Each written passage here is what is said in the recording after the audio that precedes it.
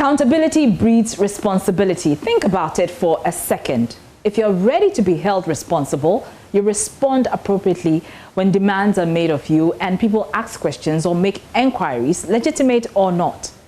I make this point because of some issues which have been topical this week. I'm talking about President Akufo-Addo's interview engagements this week, which has sparked debate about the issue of accountability and propriety. The first issue has to do with the chief of Aflao, Togbi Ajonu Gaga, Amenya Fiti, who was concerned about education, particularly an E-Block Community Day Senior High School, which had been abandoned after 2016. The structure has about 26 classrooms, 5 departments, and a science block, built with taxpayers' money. So, this chief vents his frustration and issues an ultimatum to the Ministry of Education to complete the structure by February to create more access to secondary education. I have to be running from here to Accra, begging. Should we beg for education? If we have to beg for education before our people can go to school, then I don't know what is called democracy at all. I carry this message to the Minister of Education that come February, I want this school to be open. There's no response to his call from the local or national education authorities, not until the president has an opportunity to respond in a radio interview. And here's what he had to say. Minister, ultimatum.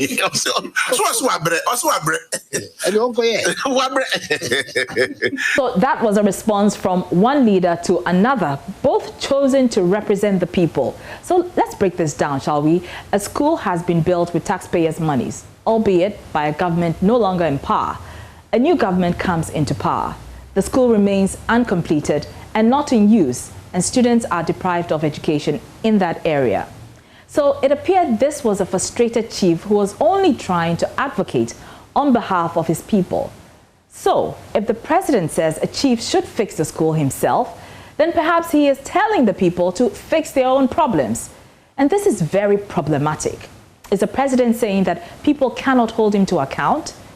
That may not be his intention, but that certainly is the picture he's painting. One can argue that the chief could organize his people to complete the school block. True. But that is not the responsibility. The chief does not receive our taxes.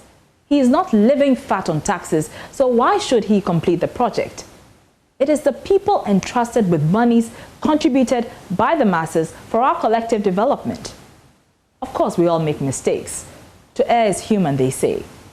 Must the president apologize? He's not obliged to. But it will certainly calm nerves and foster harmony if he does. If he does. So, Mr. President, just as you apologize to the people of Cape Coast, you should also apologize to the chief of Aflao. And speaking of Cape Coast, that town has been in the news following the president's slip that his party never promised the people there a harbour. First of all, there's a clarification. The commitment was never to a harbour. It was to a landing site. Okay.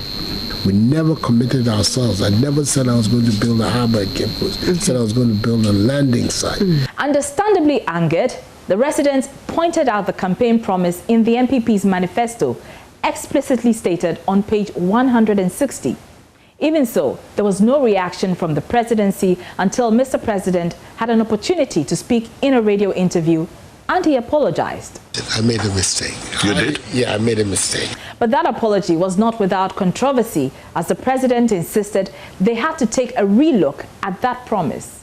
I think some rethinking has to go on for us to be able to find what is the value for money arrangements that work. But it was a mistake.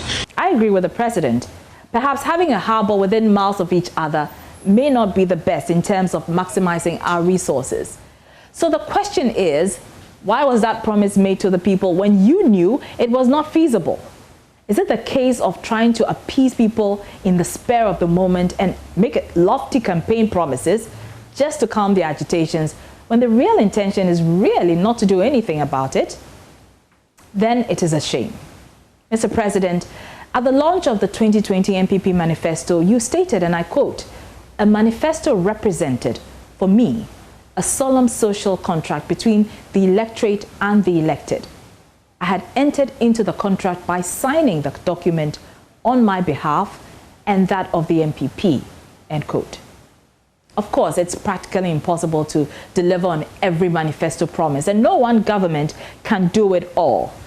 But if you have entered into a social contract with the elected, you have to necessarily be prepared to give account at any given time. That is an expectation of the people who gave you the mandate to lead them.